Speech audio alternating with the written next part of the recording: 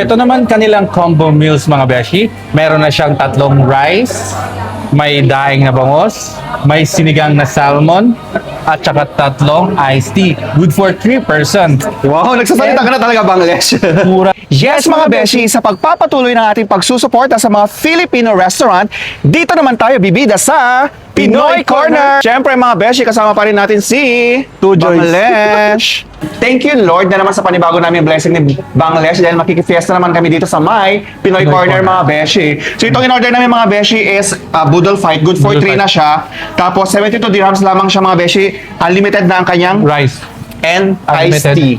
Daing pala na bangos ang tawag dito, mga beshi. Ganito na siya kalaki. Siyang mga pagulay katulad ng okra at sa talong, alamang. Meron din siyang calamares. Calamares o calamari. Ganito, may patilapia pa siya, mga beshi. And siya, ganito na siya kalaki. Chicken inasal. Mga beshi. Ang perfect naman nito, 72 dirhams. Sulit na sulit. So, let's eat!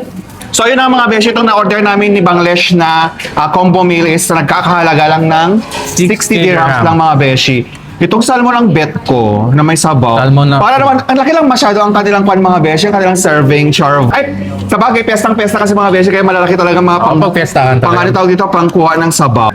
Ayan siya, mga beshi, oh.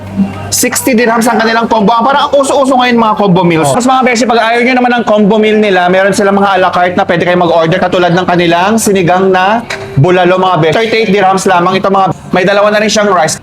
Adobong pusit. For 28 dirhams, mga beshi. Sisig bangus. Parang hindi pa natin natatry ang sisig bangus, ano? Usually chicken. True. May dalawa siyang rice, mga beshi, saka isang iced tea, which is 36 dirhams, mga beshi. Sizzling tofu, mga beshi, which is 20 dirhams naman to, mga beshi, with one rice. Tapos ang kagandahan din dito, mga Pilipino din lahat ang mga magsaserve sa inyo, at saka ang gaganda nila, ano, bongacious. Na umuusok sa sarap ng halo-halo, mga beshi. Dito lang to sa may Pinoy Corner. Mga beshi, ang kanilang halo-halo, which is 15 dirhams lang to. So ayun na, mga beshi, gumorabas na kayo dito sa may Pinoy Corner. Malapit lamang ito sa may Burjuman Exit 2. Bye, mga beshi. God bless!